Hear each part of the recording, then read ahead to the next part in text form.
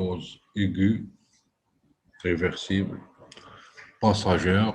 Elle est considérée comme une urgence psychiatrique et en même temps médicale. Le pronostic est le plus souvent fonction de l'étiologie. La confusion mentale, c'est une des affections les plus organiques en psychiatrie. Ça veut dire tout simplement que dans la plupart des cas, l'étiologie est le plus souvent en rapport avec quelque chose d'organique. En gros, nous partons vers la clinique. Le plus souvent, dans la confusion mentale, le début, il est progressif. Ça peut s'agir de troubles du sommeil, quelques troubles du comportement, des variations de l'humeur à type d'irritabilité, des céphalées, des lipothymies. Parfois, des idées délirantes. Mais dans un bon nombre de cas, le début, il est brutal.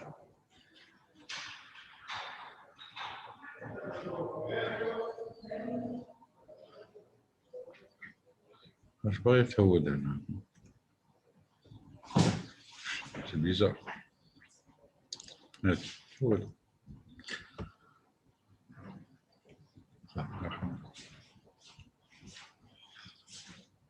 En B, la phase d'état. C'est la phase la plus caractéristique. Plus souvent, le sujet il est absent d'examen. Le regard il est flou, lointain et butu. Le comportement mythique, ça varie au cours de la journée et d'une heure à une autre heure. Parfois, on retrouve une agitation intense et une stupeur. Il faut savoir que ces troubles augmentent à la nuit et à l'obscurité. Dans ce comportement, il peut y avoir des gestes ou des actes auto- ou hétéro-agressifs. Le langage, le plus souvent, il est haché, c'est-à-dire que le sujet parle et s'arrête, et parfois ni articulé. Donc, en résumé, la présentation du sujet est assez caractéristique du conflit. Le sujet, il est ailleurs, le regard, il est lointain, les discours pauvres, hachés, il peut être agité, une agitation intense, ou au contraire, désordonnée. Et il a, au cours de la phase d'état, des visions hallucinatoires qui le laissent faire des gestes qui peuvent être auto-agressifs, c'est-à-dire des mutilations, des coupures, ou bien hétéro-agressifs dirigés contre l'entourage, même contre l'entourage soignant. Ces comportements s'accentuent à l'obscurité et au cours de la nuit. Nous allons voir que l'intérêt de la lumière, surtout dans la prise en charge, que le patient qui présente une confusion mentale doit être traité dans une ambiance où il y a de la lumière. Parce qu'une fois qu'il y a l'obscurité, les troubles vont s'exacerber, c'est-à-dire augmenter d'intensité. Nous allons faire la phase d'état, la phase aiguë. Les signes physiques, en particulier les signes physiques, sont fonction de l'étiologie. Mais il y a comme un tableau pas commun qui se trouve dans la confusion. Tout d'abord, les signes de déshydratation, altération de l'état général, certains troubles neurologiques, comme probablement céphaliques, Et les troubles du sommeil sont constants. Le sommeil peut être perturbé dans toute sa totalité, comme il peut être absent, c'est-à-dire pas de sommeil.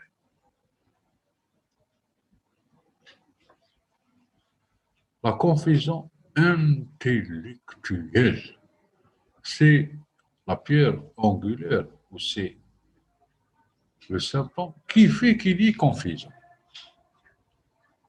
Elle est caractérisée par l'obnubilation de la conscience. C'est une diminution du niveau de la conscience où il y aurait des difficultés de concentration, d'attention, de jugement, de la coordination des idées et des perceptions. C'est-à-dire qu'il y a une diminution de la perception de ce qui entoure le sujet dans sa vie quotidienne, dans le travail, avec son entourage ou avec sa famille. Il arrive mal à se concentrer et il y aurait des troubles de l'attention et du jugement. Le deuxième signe, aussi important dans la confusion mentale, c'est la désorientation temporo-spatiale, évidente et grossière, c'est-à-dire le sujet arrive mal à son nom et son âge. Surtout, il ne sait pas où il est, il ne sait pas le jour, il ne sait ni le mois, ni le jour, ni l'année, et l'endroit où il est. Lui demander vous êtes dans quel endroit, soit il ne peut répondre, soit il répond à côté au faussement. C'est un signe très important, presque matrice de la confusion mentale. Trouble mnésique, c'est-à-dire le trouble de la mémoire. Il y a ce qu'on appelle les troubles de la fixation, troubles de l'oubli. Il oublie les choses récentes, même des troubles de l'évocation, c'est-à-dire des souvenirs anciens. Le cursus scolaire, la profession, qu'est-ce qu'il fait. Même c'est une amnésie antéro-rétrograde, c'est-à-dire de fixation, les événements récents, et d'évocation, les événements anciens. Il faut se reconnaissance. Il peut prendre des gens pour d'autres gens, ce qu'on appelle les fausses reconnaissances. Le délire. Le délire, c'est une croyance erronée entraînant une conviction inébranlable, irréductible par le raisonnement logique. C'est la définition sémiologique du délire. C'est la définition sémiologique du délire. Dans la confusion mentale, c'est un délire un peu particulier, dans la mesure où le mécanisme prégnant, c'est le mécanisme hallucinatoire. C'est-à-dire que le sujet entend ou voit des choses qui n'existent que pour lui. Que pour lui. Il peut y avoir d'autres mécanismes tels que l'illusion, c'est-à-dire il a l'impression de voir ou de croire à quelque chose. Et l'interprétation, c'est il voit quelque chose, mais il lui donne une signification propre à lui-même. Les hallucinations, surtout visuelles, auditives, kinesthésiques, synesthésiques, olfacto-gustatifs. Les thèmes variables, professionnels, mystiques, érotiques et zoopsyques.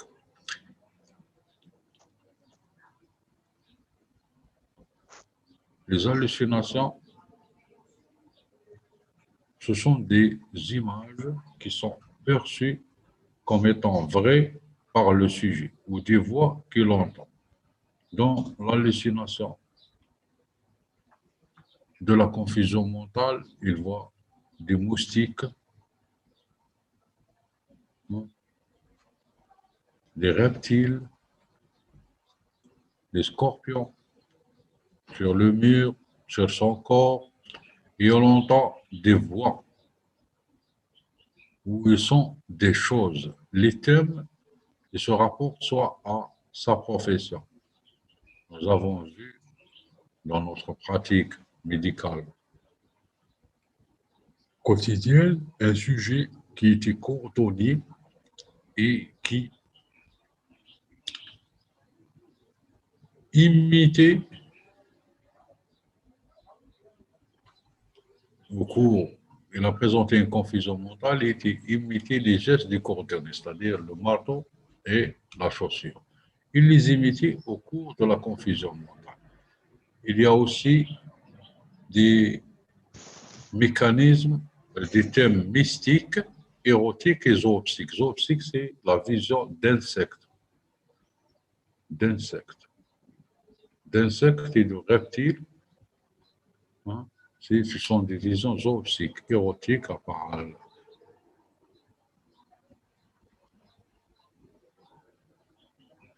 Adhésion totale. Le délire, il est vécu et agi. C'est là qu'il y aurait passage à l'acte auto ou hétéro-agressif. Participation affective. Oui, il y a une forte charge affective que le sujet croit et agit comme s'il s'agissait de quelque chose de vrai. L'évolution, elle se fait par vagues et il y aurait une majoration au cours du soir et à l'obscurité, c'est-à-dire les symptômes s'intensifient s'il y a obscurité et surtout la nuit. Comme forme clinique, nous avons la forme où il n'y a que des délires, sans note confusionnelle. C'est une forme qui est assez rare et qui fait beaucoup de problèmes en matière de diagnostic différentiel, surtout avec une entité un peu particulière qu'on appelle la bouffée délirante. C'est une psychose aiguë. Les formes périodiques ou récidivantes, ce sont des formes qui ont tendance à se répéter dans le temps avec une période où il y aurait absence de symptomatologie clinique se rapportant à la confusion mentale. Diagnostic différentiel, tout d'abord, épisode catatonique aigu ou dissociatif. En deuxième lieu, la bouffée délirante polymorphe, les états dysthymiques aigus, les états maniaques, mélancolie au mix, l'épilepsie temporaux, les épisodes confusion inauguraux au cours de l'évolution. Mélancolie stuporeuse. Stuporeuse. Mélancolie stuporeuse. Bien sûr, dans cette forme de confusion mentale où il y aurait un état stuporeux, c'est un état d'immobilité avec altération de l'état général, on peut penser à un syndrome catatonique. Dans la forme, il y a une production délirante avec versalité de l'humeur, c'est-à-dire que l'humeur elle change. On peut discuter aussi une bouffée délirante. Certains états maniaques, certains états mélancoliques et les épilepsies, ce qu'on appelle les équivalents psychomoteurs. Certaines formes d'épilepsie peuvent faire discuter ces confusions mentales. Et la mélancolie stuporeuse, c'est une forme de dépression majeure où la symptomatologie clinique va se centrer sur l'inhibition psychomotrice, c'est-à-dire que le sujet est totalement inhibé.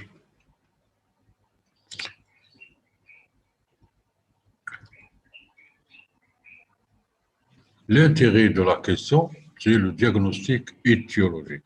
Bien sûr, comme j'ai dit au début, c'est une psychose, certes, mais l'étiologie, elle est organique. Donc, la démarche diagnostique va se centrer tout d'abord vers l'évaluation clinique, c'est-à-dire on va essayer de s'affirmer dans le diagnostic qu'il s'agit bel et bien d'une confusion mentale. Une fois qu'on a posé le diagnostic de la confusion mentale, il faut d'emblée s'orienter vers la recherche étiologique. Des fois, on est pris par le temps. Il faut faire vite et bien. En premier lieu, ce sont évidemment les causes infectieuses, virales, telles que le sida, bactérien, tuberculose, syphilis, méningite, et parasitaires, paludisme, toxoplasmose, rickettsia, filariose. Les causes toxiques, la première cause qu'on rencontre en pratique médicale, surtout en Algérie, c'est l'alcoolisme. Soit l'ivresse aiguë, soit le cas le plus chronique, il s'agit d'un alcoolisme chronique, c'est-à-dire que le sujet prenait de l'alcool depuis 2, 3, 4 ans et il a arrêté.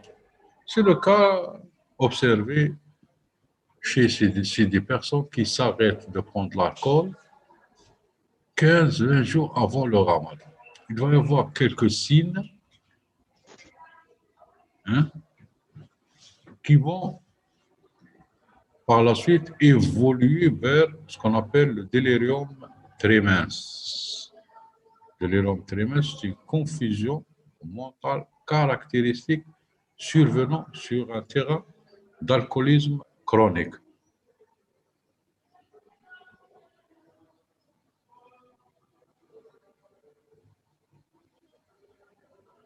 Les encéphalopathies hépatiques, les encéphalopathie de Gaillard-Wernicke, les encéphalites de Korsakoff.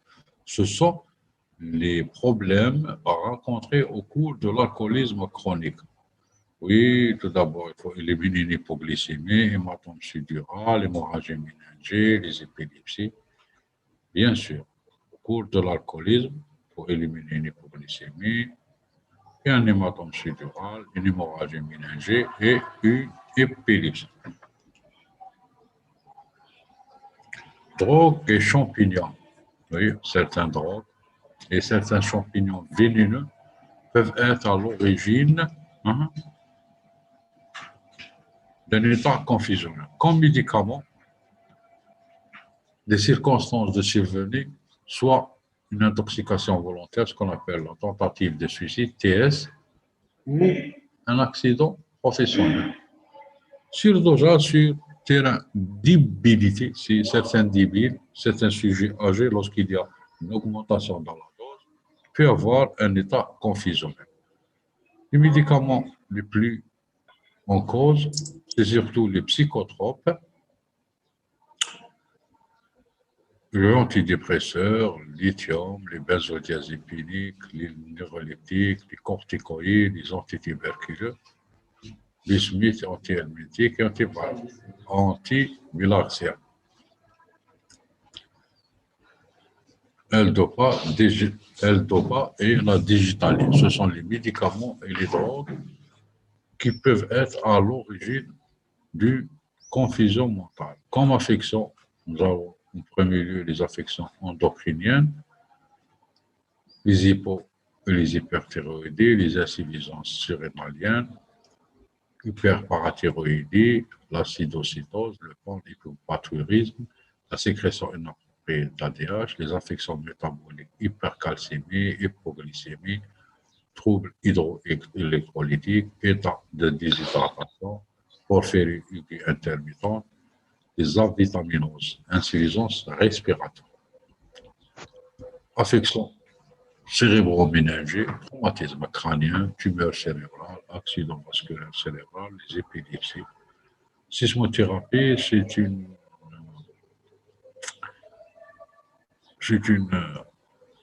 pratique thérapeutique où le sujet est soumis à un courant qui va créer un genre d'épilepsie grand mal. Et après la sismothérapie, c'est-à-dire après que le sujet ait reçu cette masse électrique, il peut avoir confusion mentale.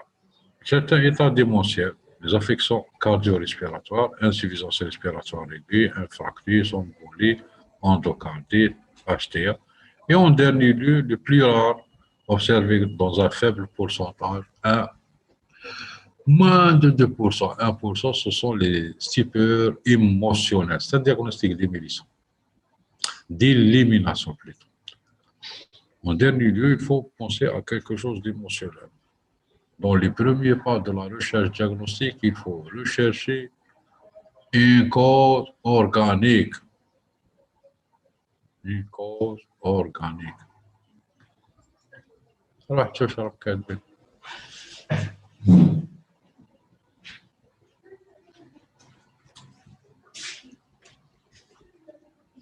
Les fonctionnements.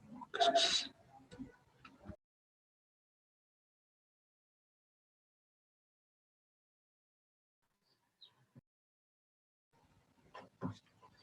Oui, donc continue. On s'excuse.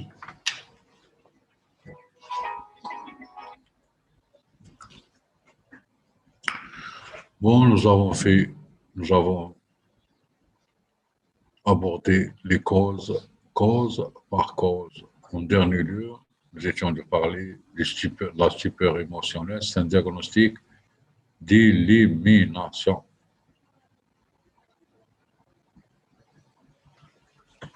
Et aussi, dans le cours évolutif d'un bon nombre de psychoses, il peut y avoir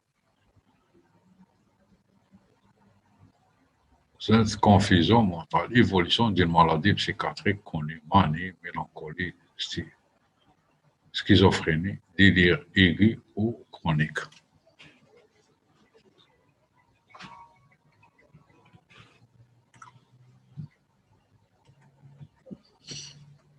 ماشي افونسا. كسكس وين لا صورة وين تعطل وين تعطل اي اي اي كسكس ça.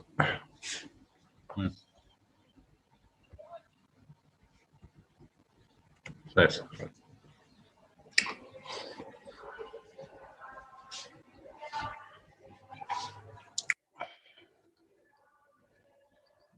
Bon, en dernier lieu, la conduite à tenir devant une confusion.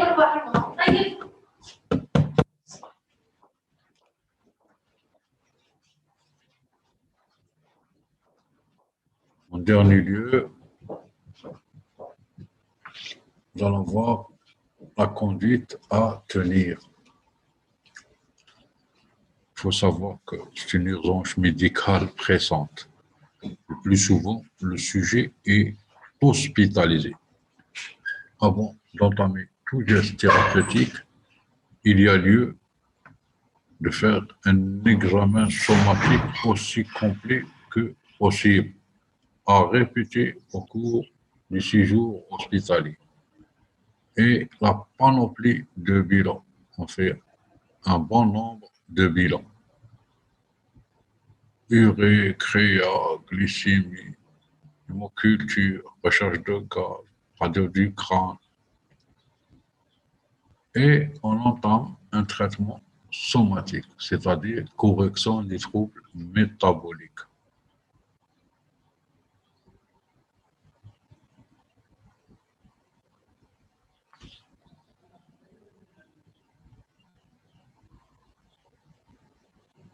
Le traitement étiologique, en particulier, arrêt du traitement, si il y a eu, par exemple, intoxication, prise d'antidépresseurs,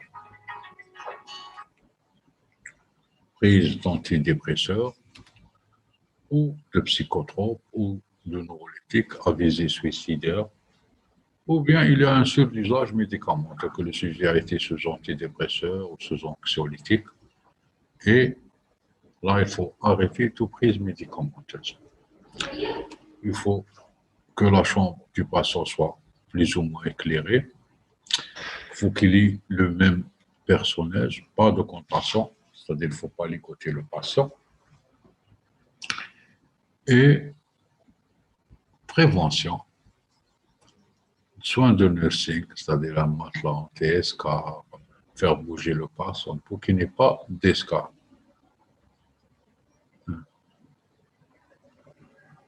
Il y a un traitement symptomatique qu'on doit prodiguer dès le début, c'est des sédatifs.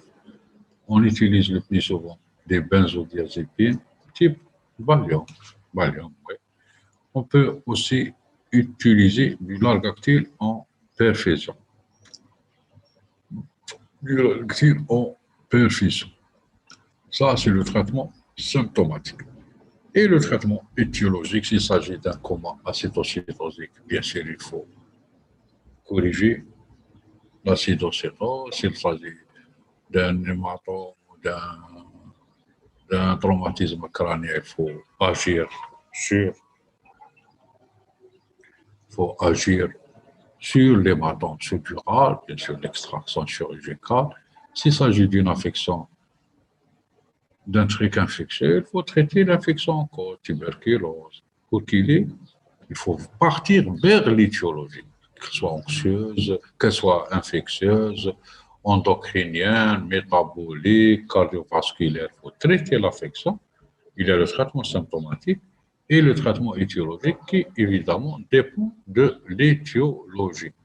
Le pronostic, le plus souvent, il y a guérison. Si le traitement est bien entamé, si la cause elle est retrouvée, le plus souvent, il y a guérison. La guérison, elle peut être brutale ou progressive.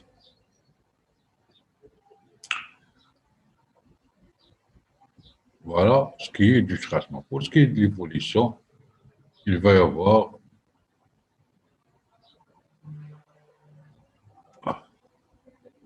l'évolution, déficit intellectuel, idée fixe post-onérique, déliré d'évocation post-onérique, réchutement. Le plus souvent, dans un certain pourcentage, plus particulièrement dans le délirium tremens, l'alcoolisme chronique, on a vu qu'il y a des cycles. Dans certaines intoxications, avec certains médicaments tels que les neuroleptiques, il peut y avoir un mort, décès du patient, ou bien rechute. Comme il peut y avoir des délires d'évocation post-onérique, c'est-à-dire que le sujet guéri, il aurait persistance d'une production délirante post-onérique, c'est-à-dire après la guérison. Et des idées fixes post-onériques, c'est la même chose. C'est des idées qui persistent après l'onorisme. Et il peut y avoir aussi même le déficit intellectuel. Bon, nous avons terminé. S'il y a lieu de poser des questions, je suis à l'écoute.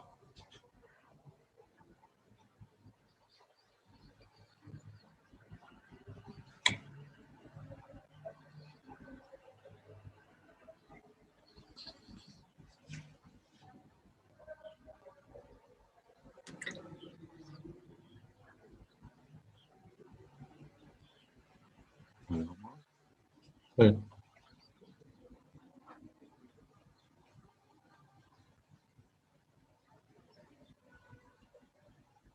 Une bonne pensée comme ça.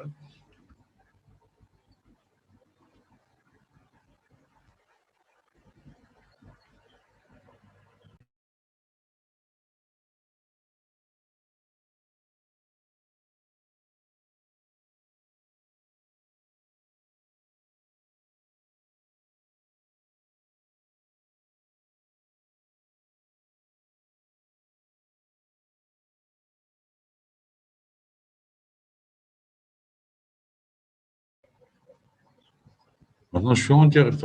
Bien.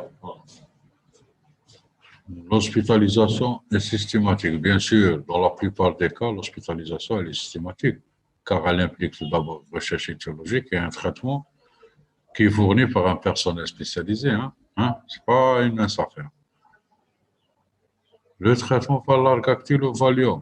Non, ce n'est pas ça. Le Valium, il est destiné pour faire céder, pour faire céder, pour faire céder, pour faire céder l'agitation. Les neuroptiques ne sont pas. Non, les neuroptiques non.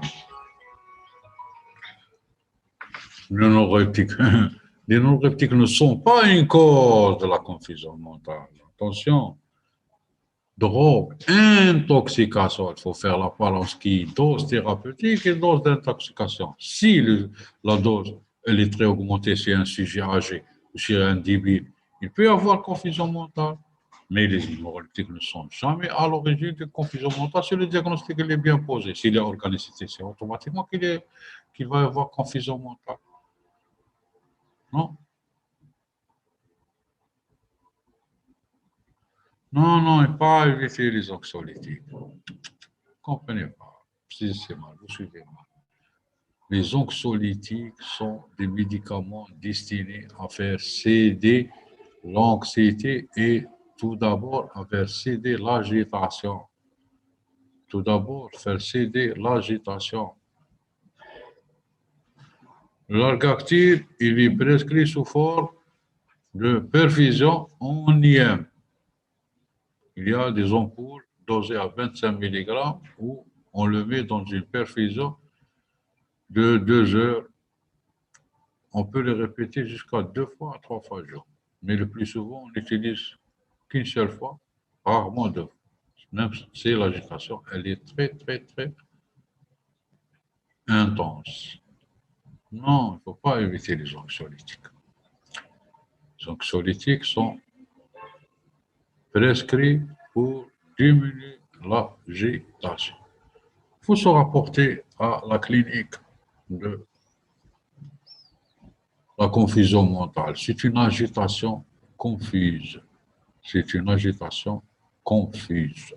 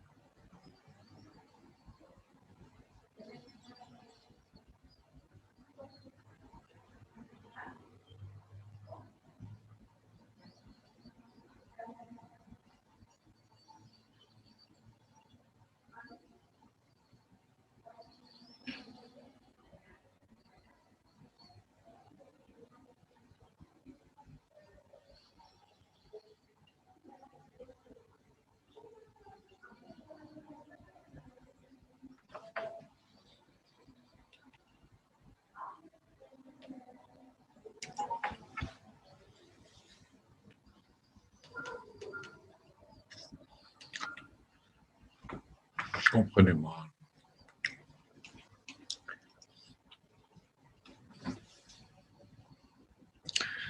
La prescription d'anxiolytiques obéit à des règles. Ce sont les benzodiazépines. On utilise les benzodiazépines type Valium.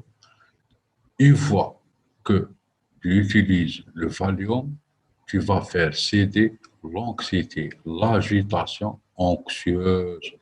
Cette La prescription obéit à des règles. Il faut faire espacer dans le temps, le passer dans une perfusion et le répéter tous les 2 heures ou 4 heures. Si le sujet a comme effet secondaire, il peut avoir cette confusion mentale. Mais le traitement de choix de la confusion mentale, l'agitation, le traitement symptomatique pour faire passer le malade, on utilise un neuroleptique type Largactyle, on utilise une benzodiazépine type Valium. Mais il faut savoir comment prescrire. Pas vite. Autrefois, on utilisait un excellent produit qui n'est pas disponible, malheureusement, qui s'appelait l'Equanime. Maintenant, on utilise le Valium. Le Valium, qui est une benzodiazépine qui est très, très utile en matière d'agitation confuse entre la bouffée délirante aiguë et la confusion mentale. Ah, écoutez, il y a une règle importante.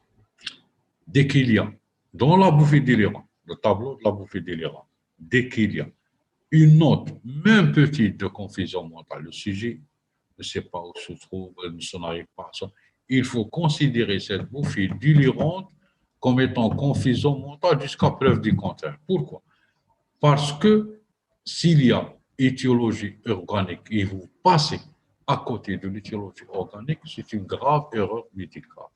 Donc, dès qu'il y a même quelque chose d'important, de petit, même minime comme confusion mentale, il faut considérer cette bouffée délirante comme étant une confusion mentale.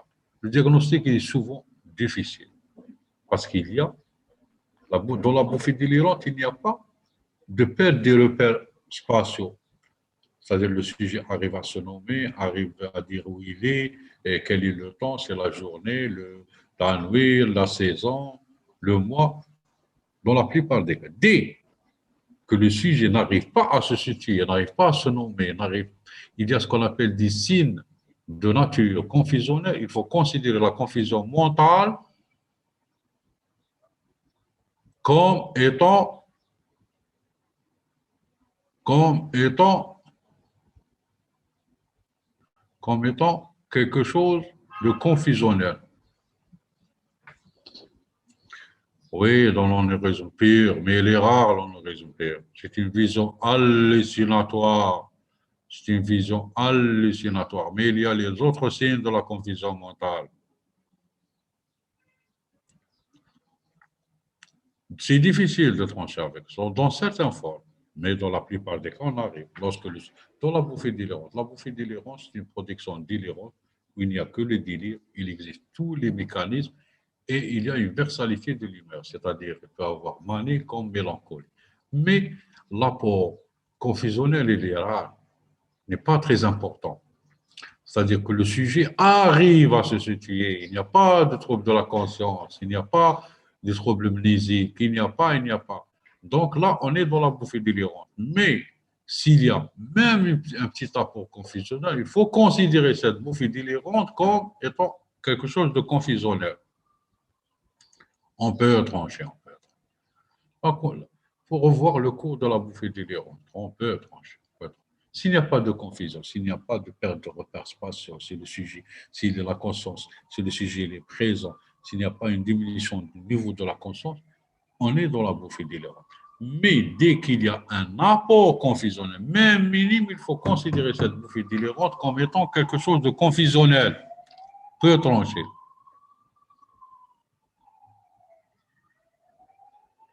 Oui, il faut que la chambre soit éclairée. Interdit. Il faut que la chambre soit éclairée, le même personnel. Il ne faut pas ligoter le malade et il faut utiliser ces drogues sédatives pour faire passer le malade. Oui, oui, très important. Dès qu'il y a confusion,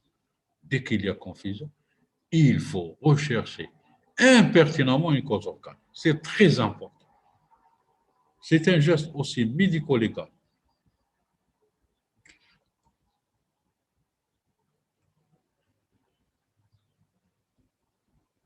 On ne sait pas. C'est une constatation clinique, c'est une constatation clinique. C'est une constatation clinique, le mécanisme, je ne sais pas. Peut-être que je cherchais, je trouverai, mais le mécanisme, je ne sais pas. Mais c'est une constatation clinique. Dès qu'il y a diminution du champ de la lumière, diminution de la lumière, il y aurait aggravation de la symptomatologie clinique.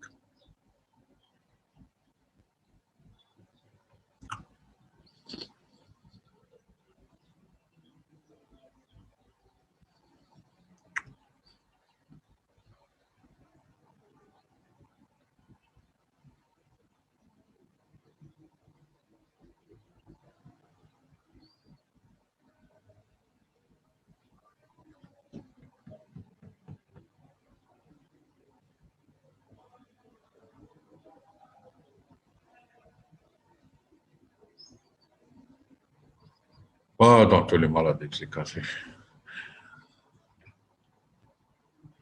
Toute urgence psychiatrique, il peut être organique jusqu'à preuve du contraire. Mais dans la confusion mentale, la cause, elle est plus organique. DTS, ça veut dire désorientation temporo-spatiale. Désorientation temporo-spatiale. Désorientation temporo-spatiale. Pour ce qui est des causes organiques dans les affections psychiatriques par essence sont fonctionnelles, c'est-à-dire qu'il n'y a pas de substratum organique, il n'y a pas une organicité qui peut expliquer les maladies psychiatriques. Mais dans la confusion mentale, c'est une entité particulière parce que dans la plupart des cas, dans 99% des cas, il y a une cause organique. Dans seulement 1% des cas, 1% des cas, il s'agit de quelque chose entre guillemets, émotionnel. DTS, ça veut dire désorientation temporospatiale.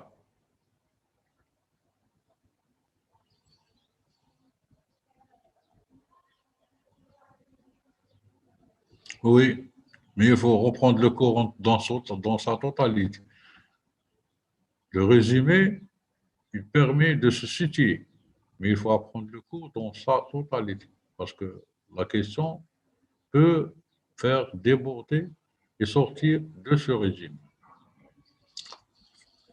L'intérêt de la question, c'est les causes étiologiques. L'intérêt de la question, c'est les causes étiologiques. L'intérêt de la question. L'important, c'est aller vers l'étiologie. La clinique, elle est simple. La clinique, elle est simple.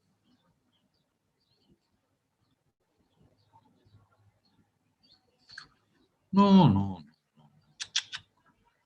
Il y a le délire et il y a trouble de la conscience. Si les deux s'associent dans un même tableau, là, on parle de confusion mentale. Délire plus trouble de la conscience, désorientation temporospatiale, trouble de la mémoire, diminution des champs de la vigilance. Là, on est dans la confusion mentale. Mais le délire seul, sans élément confusionnel, c'est-à-dire sans désorientation temporospatiale et trouble de la conscience, on n'est pas dans la confusion mentale, on est dans autre chose. Délire aigu ou délire chronique, ce sont d'autres pathologies.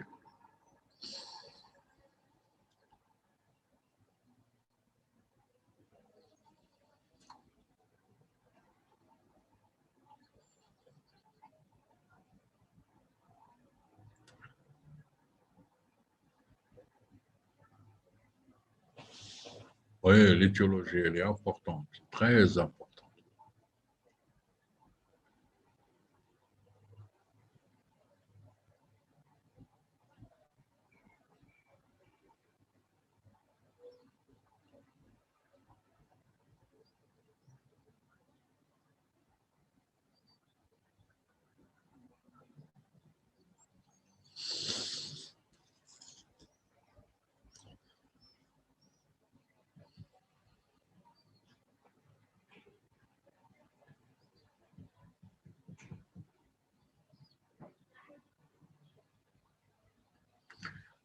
Il n'y a pas de confusion mentale chronique.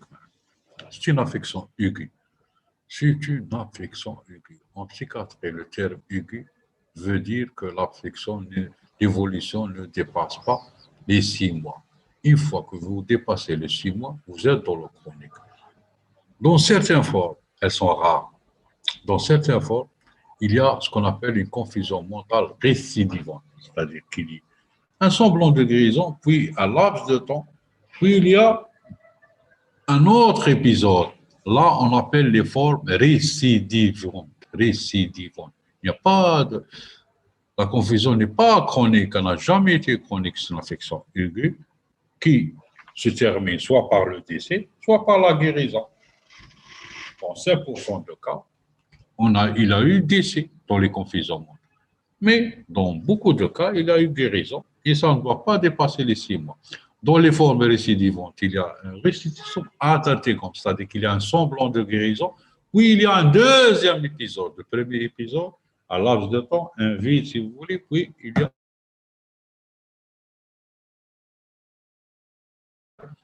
un deuxième épisode. Bien sûr. On ne peut pas passer, c'est très simple. C'est très simple. Il y a une diminution du champ de la conscience, hein, et il y a une production délirante. Vous recherchez l'étiologie. Un radio, un bilan, c'est très simple, c'est très simple. Si le patient est décédé, il est pris en charge. Pourquoi? Il n'est pas responsable. S'il est bien pris en charge, il a décédé, on a fait le diagnostic, on a fait ça, on l'a pris en charge et il est décédé. On ne peut rien faire. La mort, elle est en rapport avec l'étiologie. Une hémorragie cérébrale, une infection, un infarctus du myocarde, un coma acétocytosique, une hypoglycémie.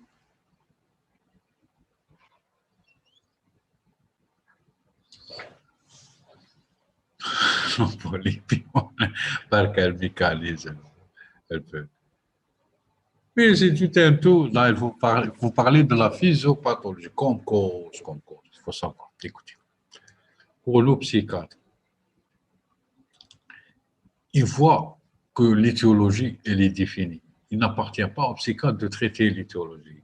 Il fait appel aux spécialistes concernés, celui qui sait comment l'embolie pulmonaire peut provoquer la confusion mentale. Il faut se référer sur le cours de l'embolie pulmonaire. Mais moi, ce que je peux vous dire, que la cause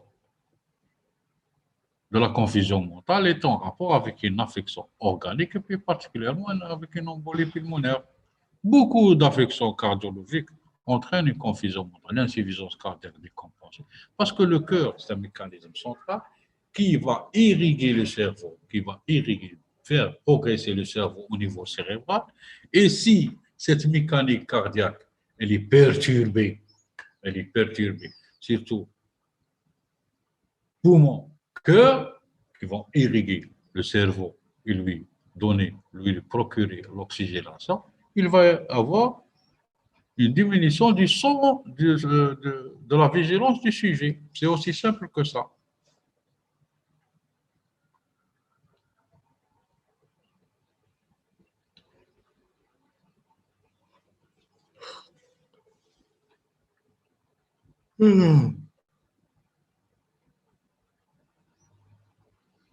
Oui, c'est la plus organique des affections psychiatriques. Oui, c'est une très belle question qui mérite discussion. C'est la seule, pas la seule. C'est par essence une affection psychiatrique. Mais malheureusement, elle est d'origine organique. Voilà, elle a été décrite dans ce sens. Oui, pas toujours.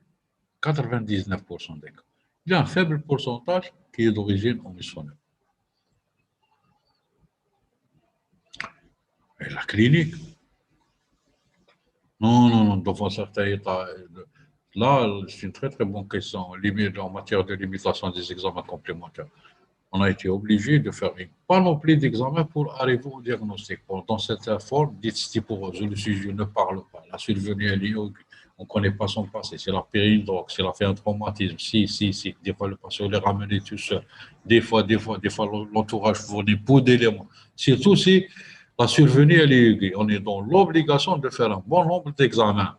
Mais en Algérie, on fait quelques courants. Un scanner cérébral, un IR, un gaz du sang, quelques examens de chirologie, PL. Ouais. Des fois, on fait le tour, on est obligé, on est obligé. Ça va être coûteux, oui, très coûteux. Très, très coûteux. Ouais, malheureusement. Il faut savoir que la santé a un prix. C'est comme ça et on ne peut rien faire. Pas dans tous les cas. Des fois, on vous ramène son dossier. Des fois, il a des antécédents endocriniens. Des fois, il a fait un traumatisme crânien. Des fois, c'est un épileptique. Des fois, il reçoit un traitement. Des fois, on a quelques fils conducteurs qui peuvent vous orienter vers telle ou telle étiologie. Mais dans beaucoup de cas, si le sujet est indemne, qui n'a présenté aucune infection, il n'y a pas d'antécédent, il n'y a pas de... Peut-être qu'il a pris quelque chose. On a eu un cas où il a eu presque décès. Le sujet après des champignons vénéneux qu'il a achetés chez une personne. Et après un champignon vénéneux, il a développé une infection, une confusion mentale, donc d'origine toxique. On a cru tout d'abord un meurtre, c'est une grande affaire qui a évolué à Alger. Mais il a acheté ça, il a mangé. Il a cru que ce sont des champignons qui ne sont pas vénéneux, alors que ce sont des champignons qui peuvent être à l'origine de toxiques. Mais certains médicaments pris par des jeunes filles pour grossir qui ont donné un état confusionnel, puis décédé la patiente.